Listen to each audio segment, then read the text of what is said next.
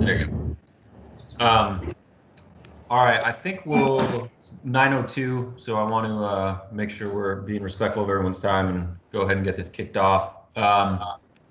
Thank you first and foremost, everyone, for being here. I know we have a lot on our plates and a lot on our minds, so I think it's a really good and timely opportunity for us to connect and hear from a couple of hear from our guests, Francis and Bruce. Before I do some introductions, some housekeeping, first and foremost, please keep yourselves on mute particularly during the initial presentation and discussion. We will have a chance for questions and answers, and a couple things to point out on that. One, there is a chat feature on Microsoft Teams, so if you go into your bar and hit on the show conversation, you can type in a question. There's also a raise your hand feature, so if you click on that, we'll know that you have a question or something to say and make sure that gets asked. Did also want to mention that this is being recorded, so we'll be able to share this after the fact. And you can also share with anyone that may have been interested to join that wasn't able. So that said, let me do a couple of quick intros for our guest. Francis Kern Mennone is with Cross Street Partners, where she's the Director of Strategic Partnerships. She's got a wealth of experience helping complete and finance mixed-use projects and is currently working on the Dayton Arcade in downtown Dayton, Ohio. It's a collection of 9 historic buildings of over 500,000 square feet. She's also on the Cross Street Partners Financial Advisory Group, which advises third parties on opportunities to strengthen their capital stacks. Second, we have Bruce Katz, who many of you may know. He's currently with New Localism Advisors and is also the director of the Novak Metro Finance Lab at Drexel University. Bruce is also the co-author of 2 well-known books, was inaugural Centennial Scholar with the Brookings Institute. From 2016 to 2018, he was also a VP at Brookings and the founding director of the Metro Policy Program. Last, I should add, and hopefully you've had a chance to read both Bruce and Francis's writings on the New Localism website, where they have been writing quite a bit about some of the opportunities, but also the complexities of the COVID situation. And the crisis that's currently creating for cities, and that's really one of the reasons we wanted to invite them here this morning to have 2 accomplished experts kind of share their thoughts and wisdom on the moment that we are all in and facing. And so without further ado, I will turn it over to our guests, and thank you again all for being here.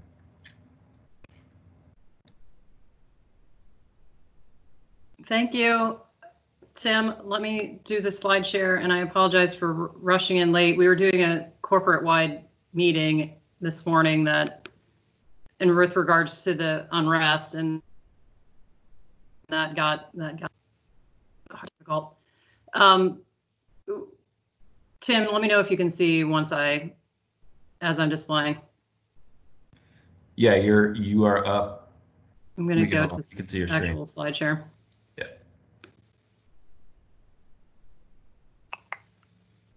All right. So yes, Bruce and I have been working on, there's so many different challenges, and it's a week ago we were talking about the impacts to main streets of the United States, and then the last week has gotten even more complicated for so many of us. But and I just want to say that at the beginning of I'm a little flustered because we were literally doing that call just a minute ago about how we're dealing with things on our side. But so Bruce and I have been working on this Main Street Regenerator idea with regards to how to deal with the impacts of systemic issues that plague our main streets. And in this context, when we talk about main streets, we're not necessarily talking about the Main Street program that is ubiquitous around the United States, or that is found in various cities around the United States, often in rural communities. We're talking about the main thoroughfare, the main strip of business. A community like Grand Rapids could have several of these. We've just labeled them carte blanche main streets. And so throughout this presentation, please understand that when we talk about main streets, we're talking about we've generically given them the moniker of Main Street, but it could be it is not the Main Street program per se. So one of the things, when we put these things together, we were dealing solely in the COVID world, and it just brought to bear the fragility of the way in which we structure our community development work. And so now it's even more apparent, and it's been an issue with regards to the effects of the last week. So just wanted to highlight the fact that as we talk about standing up great, thriving environments, there are a number of things that can challenge that. And it doesn't necessarily, they can come from different angles, and they come with different sets of challenges. The pandemic is part of our focus today, although we do enumerate the other concerns that could cause issues. But mostly this slide deck refers to the pandemic. So as we were thinking about how to deal with the damages we've seen to main streets, we were talking about what's already there in our main streets. So if you're fortunate enough to have a vibrant, moving, humming main street, it's very diverse. We've got lots of different activities that take place there, retail, nonprofit,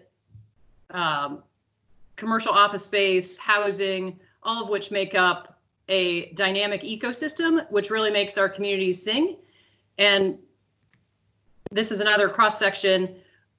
What is true, though, in the United States, for the most part, is we don't have a universal way of dealing with the structures around what stands these things up. Everybody around the United States pulls on whatever lever they can in order to organize these things. And oftentimes what we will find is you can have business organizations like BIDS and SIDS or TIDS that really put a framework around and try to create some structure to the environment that we're dealing with on a main street. Once the pandemic happened, all of the vibrancy that we worked so hard for was turned off. And so this is a new challenge we've never faced before. Some of the previous challenges, like natural disasters or civil unrest, we've known how to deal with. With regard to the pandemic and the prolonged closure, that's created a whole new set, as we all know, of challenges for regenerating our main streets to create vibrancy.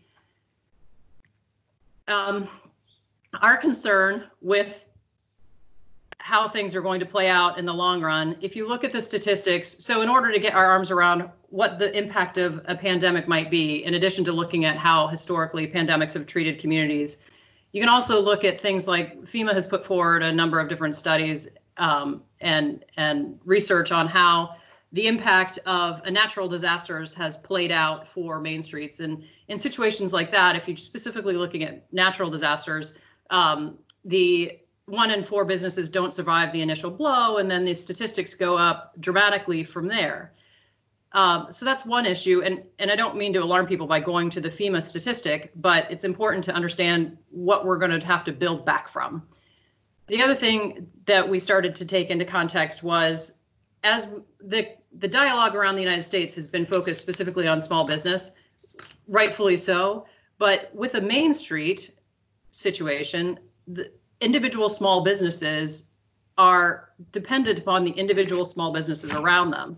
So it's our concern that in the long run, 16 to 18 months from now, we will see a lot of businesses in our Main Street districts that are no longer there, which could be harmful to those businesses that wind up surviving. They got the PPP program, but haven't survived. If they're next to a business that, say, didn't survive, their long-term longevity might be impacted. This slide just indicates what most community development people tend to try and alleviate for our vibrancies and the authenticity of our downtowns. So we're worried about the fact that the impacts of the pandemic have sort of done a number to the authenticity and the variety that one would see in a main street. And we really don't want to see all the generic types of organizations or commercial enterprises come back down to our downtowns. So just a reminder, this is what we were dealing with. This is what we want to get back to. There's a whole lot of energy and effort that goes into getting a community to look and feel and sing with that much hope. And so Bruce and I'm going to turn it over to Bruce now. Bruce can talk to some of the solutions that we've come up with to try and get ourselves back to that spot. Thanks, Francis. And first of all, it's great to be on a call with so many leaders in Grand Rapids. I think what you all have accomplished over the last 20, 25 years is really quite remarkable and stands out, not just in the United States, but beyond, with the vibrancy of your downtown and so many adjoining areas. So next slide. What we're thinking about here is how to respond to the reality that Francis has described. We're going to go back into our downtowns, back into our university districts, areas around our healthcare facilities, back into commercial corridors in various parts of our cities and counties. And we're going to find a large number of small businesses have closed and are not coming back. Those are the white buildings reflected here. Or there are businesses that have opened up, but are basically faced with new expenses, particularly around cleaning, and also are not seeing the revenue flow that they've seen before. So the question is, if we leave it to every small business, every tub on its own bottom, to get their own working capital, to sort it all out by themselves, this is going to be a very long and painful recovery. So our thought is, how do we take our existing infrastructure, which, as Francis has described, institutional intermediaries, which differ radically across the US and radically across these different kind of business districts, and have more of a collective response by bulked up intermediaries. So next slide. Our thought is that one of the first things a regenerator could do is to think about a BID or a community development corporation or development corporation or any of the other disparate entities we've created in the country around these various districts. One of the first things they can do is try to populate vacant buildings. Now that if the health protocols persist and social distancing persist, as we think they will for some time, we could be looking for a different mix of uses.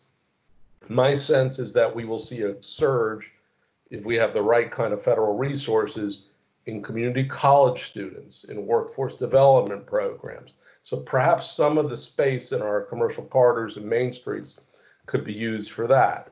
There will be people who will not come back to downtowns in the same office configuration, but will still want to work in offices. Perhaps we could have pop-up offices for a period of time, maker spaces, food courts, etc. So how do we populate the vacant buildings through an intermediary that can reach out to a very diverse set of entities? Next slide. How do we provide common services? So whether it's the deep cleaning, whether it's the technology infrastructure, but also the advice of how to move to e-commerce, whether it's back office functions around hiring, around financial navigation.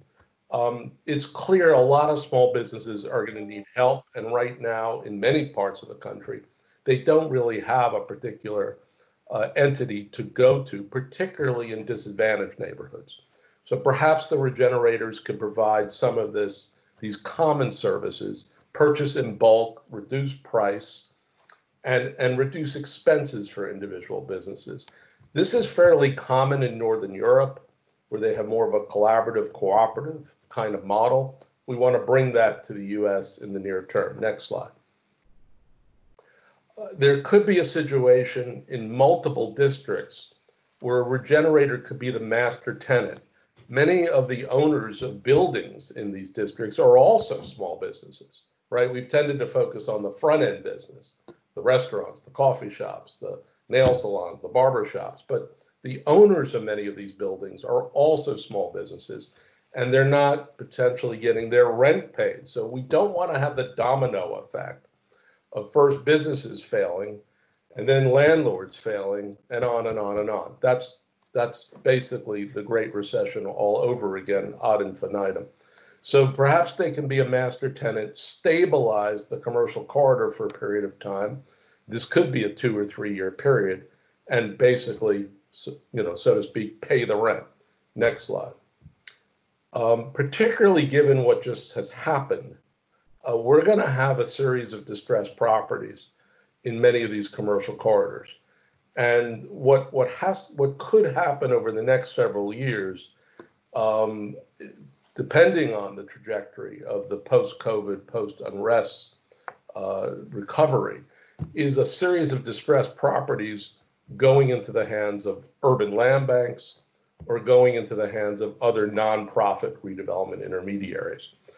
In certain cities, particularly on the coast, think San Francisco, think Seattle, you're going to have large amounts of private capital come in and begin to purchase up properties. But in a good portion of the country, I think what we're trying to focus on is Regenerators, along with urban land banks and other intermediaries, being a smart acquisition partner. Next slide. So what we're trying to do is get back as soon as we can, and this is going to be a several-year event, to a renewed but an also reimagined Main Street. And we don't think this is just going to happen again by just the accumulation of small business activity. There needs to be some other kind of intervention. Next slide. So these are 3 different kinds of main streets, essentially. North Kensington, Pennsylvania, which is the site of a lot of unrest over this weekend, is a classic commercial corridor in a disadvantaged portion of Philadelphia, though it is accessed by transit. Francis has been part of the team rejuvenating the Dayton Arcade, and that's in downtown. And then, of course, Covington, Kentucky, across the river from Cincinnati, is more of the typical sort of vibrant, vital Main Street in some of our smaller cities. So we have to come up with an institutional intermediary that applies to all these different kind of places, and most importantly, doesn't just come in as an outside agent, but builds up from the kind of institutional infrastructure which already exists. Next slide. So what we want to do is move to the regenerator kind of notion, this collective kind of notion, starting from very different kinds of places. North Kensington, highly disadvantaged. I mean, frankly, it's not a vibrant Main Street today. It hasn't been a vibrant Main Street for decades, though there has been some private activity over the past 5 years, particularly with some of the Opportunity Zone efforts around restoration. So we should think about this moment as a way to begin to revive disadvantaged commercial corridors, many of which have been the signs of unrest. Next slide. Dayton Arcade is a classic case of a iconic civic piece of infrastructure, historic buildings essentially, which is part of a downtown which has had some level of revival, nothing compared to Grand Rapids, obviously, and has sort of a less involved, less expansive kind of platform on which to work from. So again, moving to a regenerator requires a different kind of set of activities in a place like downtown Dayton with that kind of architecture. Next slide. And then, of course, there's Covington, and there's many Covingtons in the United States, and you have them as well, where there's more of this capable, capital-driven kind of Main Street restoration, which has really been a success story over the past 20 years. This is not just a small Main Street program. I mean, this is large amounts of civic, corporate, public capital that has been deployed over decades, now is under threat, but they can move more quickly to this kind of model in terms of diversifying uses and activities. Next slide. So there are federal implications for this. We have been working for the past 2 months with a bipartisan group of senators led by Senator Booker from New Jersey and Senator Daines from Montana, and a bipartisan group of House members led by Dan Kildee from your own state, Michigan, and Brian Fitzpatrick from Pennsylvania, on a Relief for Main Street Act, which would be $50 billion in direct assistance to city, counties, and states to top up local relief funds and, should they so decide, provide some of the operational support and other support for regenerators. There are other plays we could do here around tax incentives, many of which have already been deployed in your main streets and business districts, and with regard to credit enhancement from the FHA, SBA, and beyond. So we're still in a rescue period at the federal level. As we move to reopen, depending on how the pandemic plays out, we will ultimately move to counter-cyclical kind of investments in infrastructure, in innovation, in human capital. All of those could be harnessed around the revival of main streets if we can basically put together this kind of institutional architecture. Next slide. We're done. Thank you.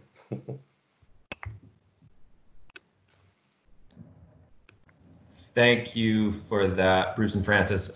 So for everyone on the call, we did want to allow a generous amount of time for Q&A. So if you have any questions, please feel free to either raise your hand and or type a message in, and we'll make sure to get those to Bruce and Francis. So I'll pause for a minute to see if anyone has anything that's top of mind for them that they want to ask. And remember, you should all be on mute. So make sure you unmute yourself before you speak.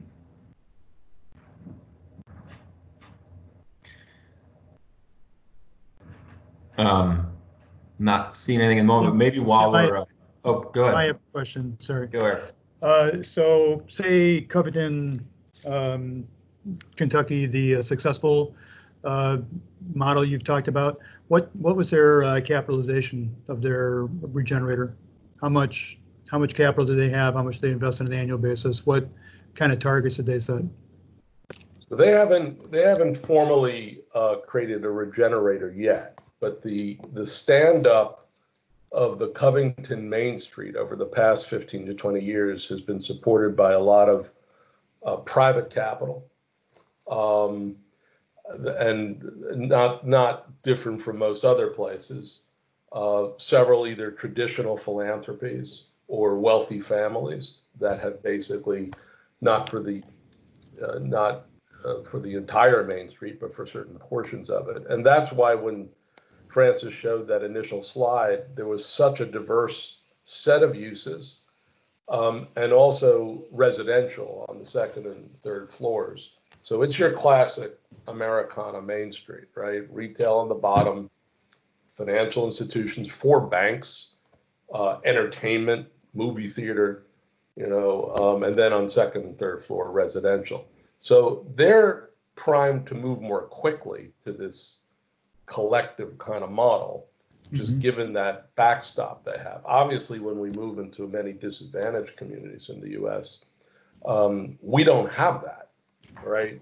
What we have is fragmented ownership, weak intermediary infrastructure. They have a community development corporation. Most of the CDCs will tend to focus on housing, affordable housing, not on small business. And the sort of missing teeth phenomenon in many of these commercial corridors, where maybe only 50 or 60% of the buildings are occupied to begin with. So that's why we're trying to come up with a federal influx of resources that can be adapted to these radically different kinds of starting points. And I just saw the mayor. I just want to say the other thing is that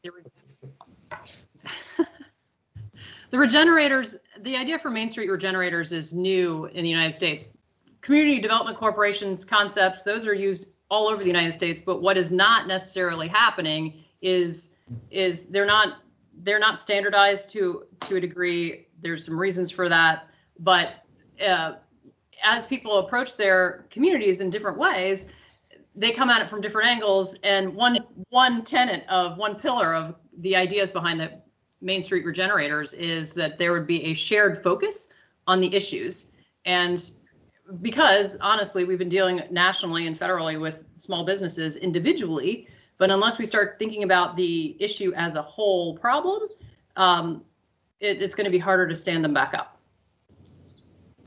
But Eric, I think what Francis, myself, and a whole bunch of our colleagues in various cities in the U.S. and rural areas, I mean, we're trying to, as best as we can, work with the Main Street network so we could see the relationship between the urban and the rural, which is obviously important from a political perspective, is within the next month, 6 weeks, try to basically define for different sets of these commercial corridors and business districts, what is the cost that we're just talking about with regard to either the common services, rent stabilization, some of the more aggressive interventions. So what kind of costs are we talking about here? And then what kind of operational capacity do you need to bring to some of your existing intermediaries so they could actually take on this role? On Monday, Governor Wolf in Pennsylvania signed legislation to provide $225 million in small business relief. There is a conversation underway on whether a portion of that, 5% or so, could be allocated for the purpose of business district regeneration and start playing this out. So bottom line, there's no federal program yet. What there is going to be a bunch of different activities, either started with private capital or with public resources. And then we'll, in classic American fashion, we'll see how the dust settles in a month or so, and what we're seeing out there. So Bruce, I asked the question about sizing capital stack, I guess, or whatever you want to call it. Yeah. Because we have lots of infrastructure in place. We've got a strong downtown development authority. We've got a downtown improvement district. We've got corridor improvement authorities. We've got Grand Action, a private group. We've got we've got a mayor who understands business and has formed a task force who's on the call and can speak for herself. So we have a lot of infrastructure. I think getting it focused, and one way to get it focused is, understand, what, benchmark communities have done when you've provided 3. So we can start getting to work about, doing a plan like this. So that's why I asked the question. And what I'll do is also separately, and we should do this through Tim since he organized this thing. I can share a survey that we're conducting in a series of main streets, urban and rural, so that we can understand what is the starting point now. Do we have only 40%? Or do we have 40% of businesses that have failed? Is it 20%? Obviously, the starting points are going to be quite different in different business districts, but that's going to help you size the capital need. And that's going to help you size, okay, if we actually did purchase deep cleaning for 50 businesses, what is that going to look like?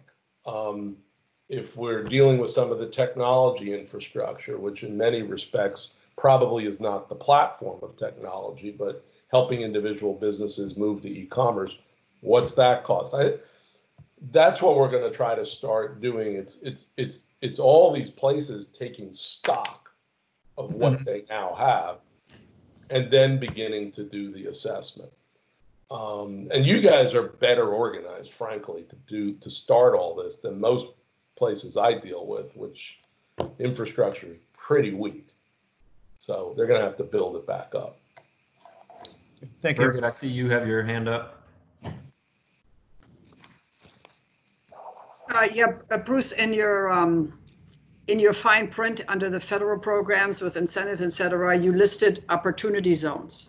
Right. Where have you seen? We have them. Where have you seen them used well? And what does it take to do it?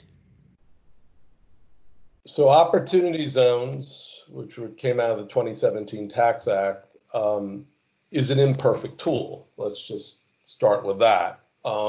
It was really intended again by Cory Booker, same senator that we're working with on the Main Street Relief Act, to help stimulate small business creation and expansion. As a tax incentive, it works better with real estate, right? Whether it's on the residential side or on the commercial side, it just works better with real estate, whether that's in combination with LIHTC and new markets or whether it's separate and apart. So I will send you a paper I've prepared with a real estate developer who used to be the head of, for various California cities, some of their redevelopment activities. We're trying to see whether opportunity zones could now be moved towards the land pooling and purchase of distressed properties in these corridors. And you can imagine in California, there's an enormous threat of private equity coming in and purchasing up these properties. So the question is whether, quote unquote, good opportunity zone capital can now be moved in to purchase and then redevelop a series of either commercial or residential properties. So there's enough activity with opportunity zones over the past 2 years to tell us how it works on the real estate side. And a bunch of funds have been created. The question now is where do these funds want to target? And my sense is you're going to have a bunch of funds focusing on high priced areas and seeing the potential for moving in and taking control of some of the real estate. But in the heartland, I think it's going to be more. There's going to need to be more work done and more stacking of capital beyond just the tax incentive itself.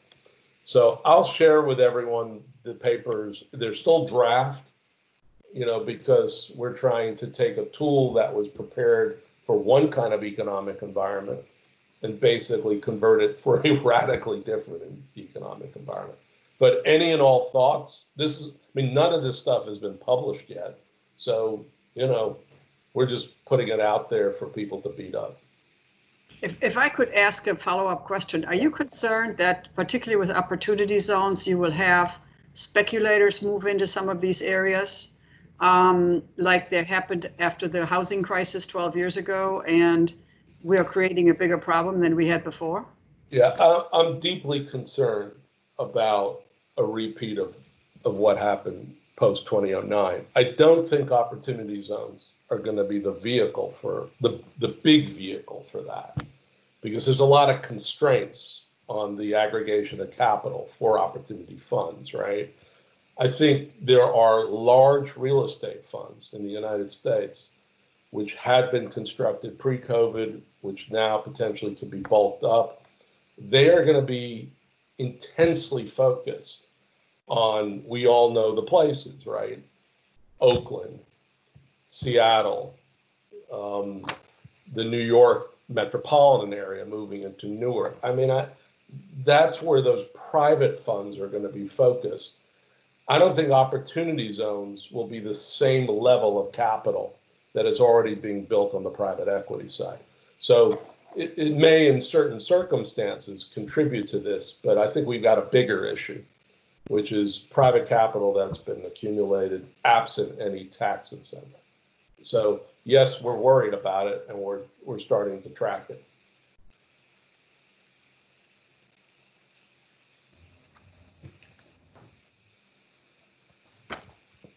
Looks like the mayor has a question. Thanks, Tim. Hi, Bruce. It's good to see you. Great to see you. Yeah. I apologize. I joined a few minutes late, so if you covered this, my apologies. I'm just curious, as we think about the business district regeneration, is there anything that you're looking at that local government can do around policies and regulation to support or really kickstart this work? Are there concrete barriers that you're seeing that the city needs to come alongside outside of the funding and capital piece? I think the first piece, and then Francis should talk to this, I think the first piece is going to be around zoning and land use, because the streetscape in these business districts is going to have to change in the near term to give small businesses literally more room in which to operate.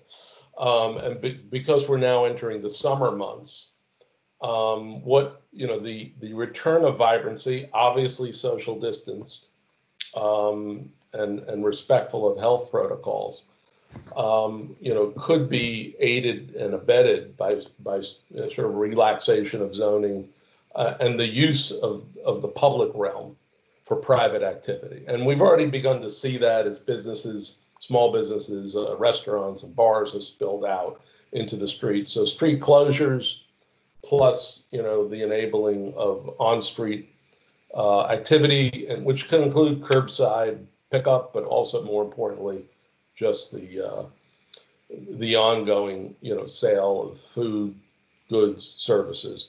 I think the streetscape is going to change in the U.S. post-COVID. I don't think this is just a small response. And it depends if it continues to go on for a period of time. We'll end up with our streets in certain portions of our cities beginning to really reflect more European style, vibrancy and vitality, and less the dedication to let's have cars move as fast as they can through our thoroughfares. So this could be a good thing, and the city government is frankly essential to it. And I would say just test, pioneer, adapt, share. It's going to be one of these really interesting moments.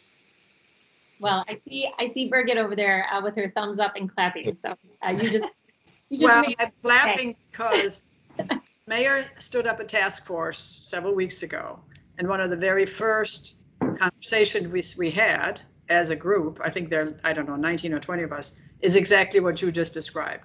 And Tim and his team and the city are on it. So it's like we're ahead of the game, and I'm excited about it because that's what, obviously I'm used to, grew up with, and I think that's a positive change that's going to happen to our cities, to have more activity on the sidewalk and make it part of the domain of our citizens versus, I think it's fabulous. So congrats to the group and Mayor that I think it's grown up. It's what we do. We're thinking exactly what you just said.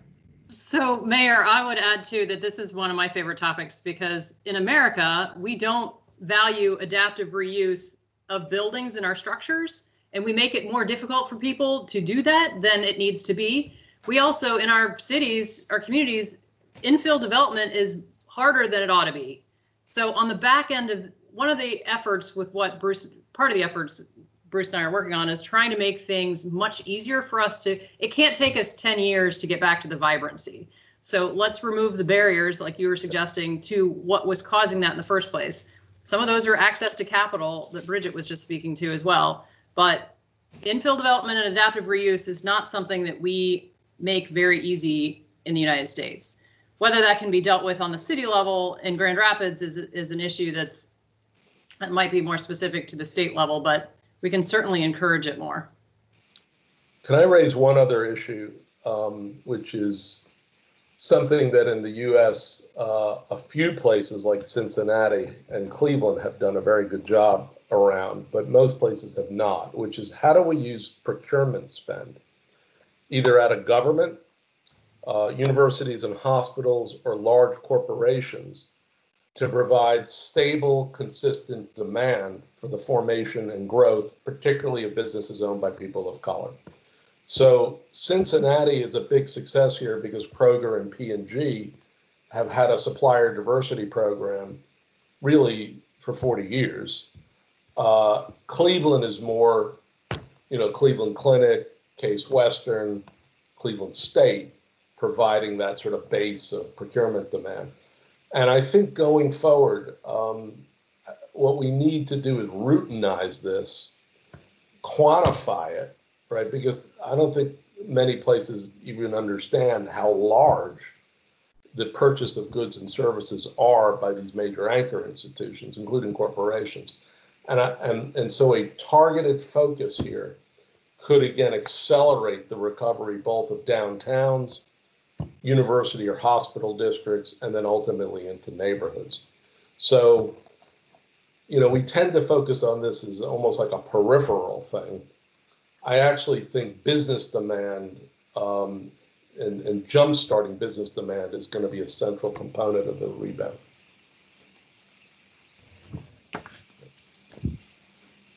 One follow-up or related question I had while I'm waiting to see if anyone else jumps in.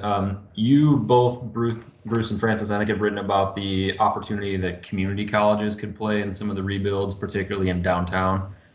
Given the presence of our community college right in our central business district, I wonder if you could elaborate on that a little bit. So I can share a piece I wrote with a couple friends from Seattle. After 0809, and this is really going to depend on what the feds do over the course of the year and then into next year. After 0809, as part of the American Recovery Reinvestment Act, the federal government made a $2 billion investment in American community colleges. And we had a surge of about 500,000 students who ultimately received about 350,000 credentials, mostly around technology. We've proposed a $6 billion investment because we're really looking at much higher unemployment than we did even back then. Bobby Scott, who's the chairman of the House Labor Committee, has called for a $2 billion investment to match what they did after 09. So as we start talking about counter-cyclical investments at the federal level, because that's their role, right? When we move into these kind of economic downturns, it's the only level of government that literally, quote unquote, can print money. And as Jerome Powell has said, the head of the Federal Reserve, their job is to spend, both to shore up state and local fiscal, situation, but also to invest in human capital, infrastructure, and innovation. So if we see that kind of investment, either through the year or on into next year, it is, I mean, I've been around all this, federal program assessment stuff for 30 years. I've never seen a program that went through independent objective review get as high marks as the community college investment in post 2009. So if we do that, you can translate that down to Grand Rapids. The funding would probably flow through the state. Ultimately, that's pretty much how it was done the last time. And then your community college would compete perhaps with other community colleges in the county to basically set up a series of credential programs that would serve the Grand Rapids economy and be customized. The question is, can we use the space well as the community college begins to expand out from its existing territory into the other parts of the downtown and into other business districts? So this is a big deal, in my view. And we could have technology credentialing, entrepreneurial training, which we've used in the past as well. Recessions tend to be a period for business starts, but we need to be smart about what kind of advice we're giving to small business folks, some of whom may have just failed because of the COVID pandemic, and others who just haven't had an opportunity before to start a business. So there's a lot of possibilities here. I don't want to be Pollyannish about it, but there is precedent in the United States for this kind of activity. Just real quickly, I've seen communities where the community college themselves is resistant to creating on-campus housing or just housing nearby. So the community just did it for them. They found a developer to stand up housing, and it's intended to be right there for the use of the college students of the tech campus. Thank you for that. Jeff Edwards, looks like you have your hand up. Yeah, hey, good morning. I appreciate the conversation.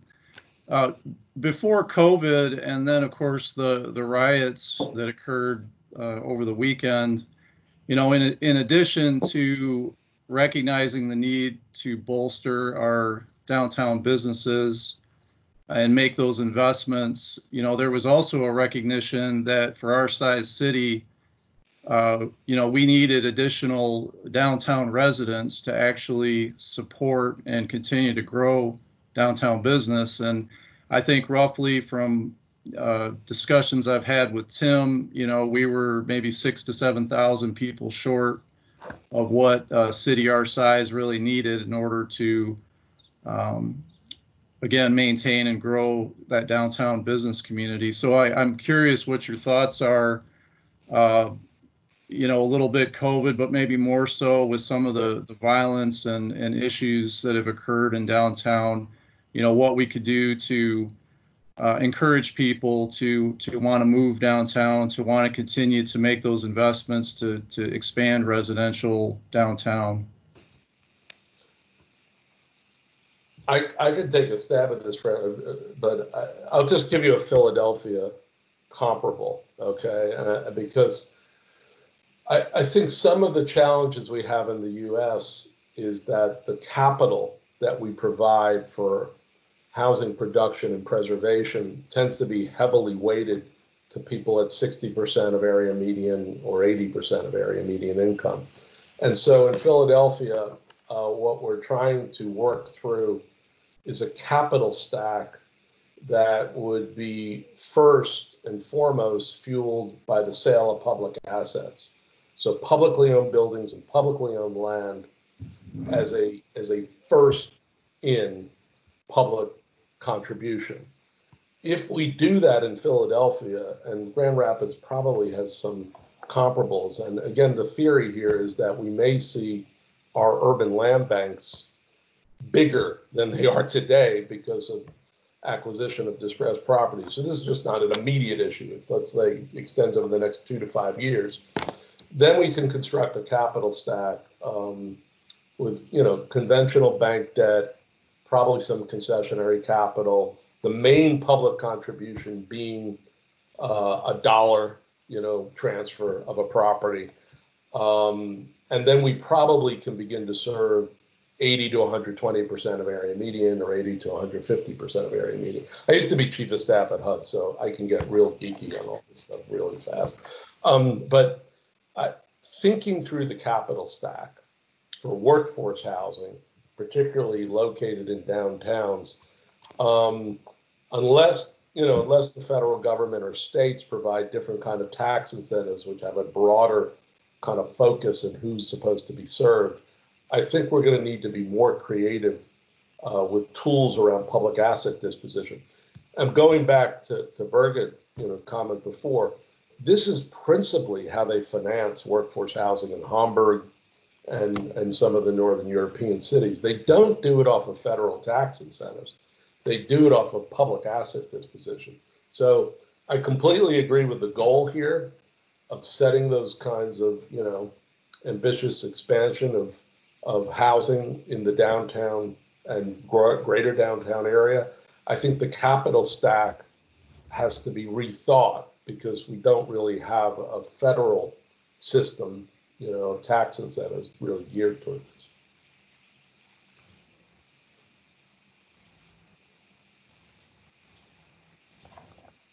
Francis, was there anything you wanted to add on that? No, I think the incentivizing housing is something we have got to do in order to help with there's not more to add on it.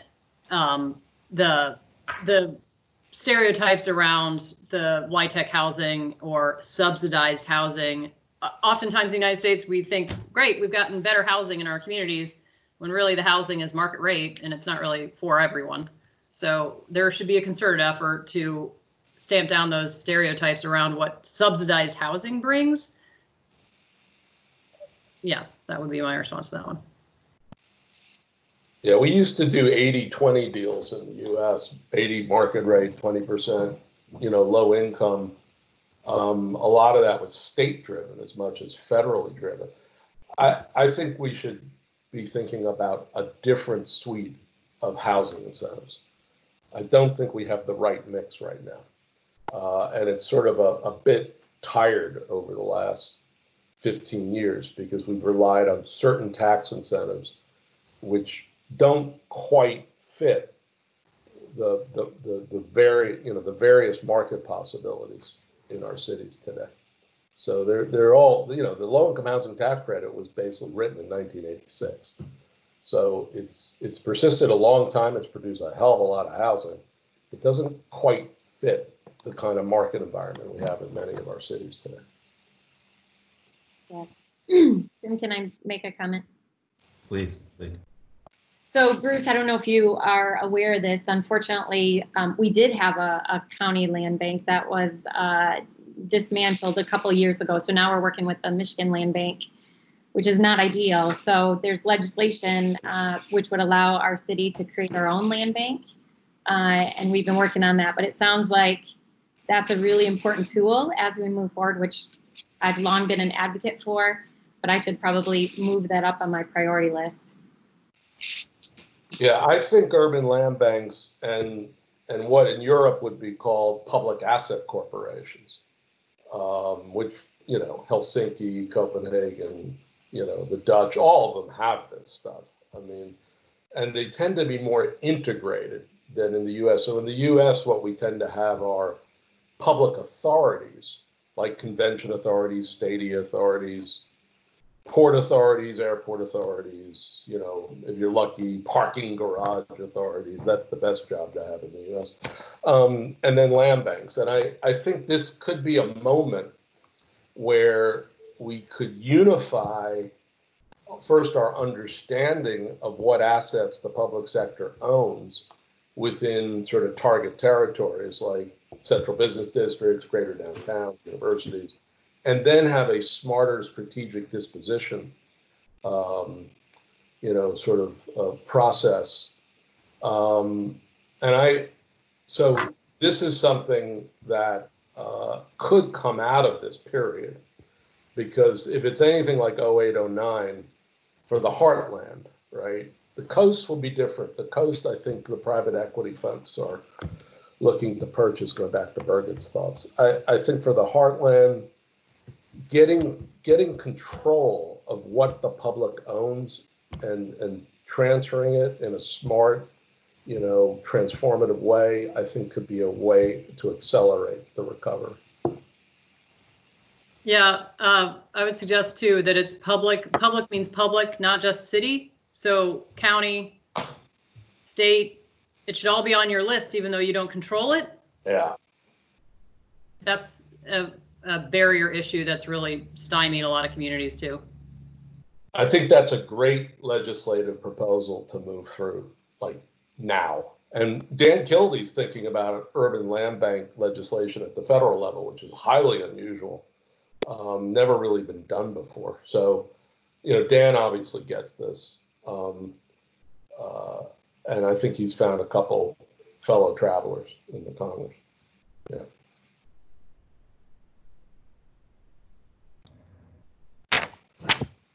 Coming up on about 5 minutes left. I'm not seeing any other questions. So maybe as kind of a parting thought, I wonder if both you, Bruce and Francis, could talk about, you know, given everyone on this call has a stake or role in city building, economic development, but also I think for downtown.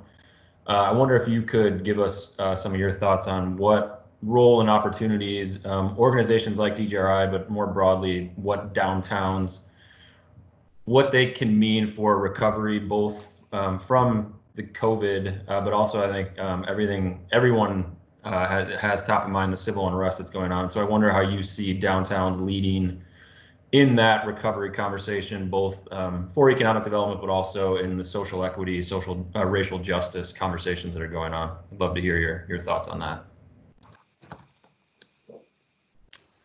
Well, the best practices of community development include massive amounts of community engagement. And what I hope the rebuild of our communities is not designed around, and we need to be super intentional about this, is what had me off kilter before the top of this call. But we have to have substantial community engagement. And I hope on the rebuild, we're not rebuilding in a way that essentially whitewashes great, authentic communities and just overlays overlords into those communities. There are best practices. There are common denominators on how these things can get accomplished.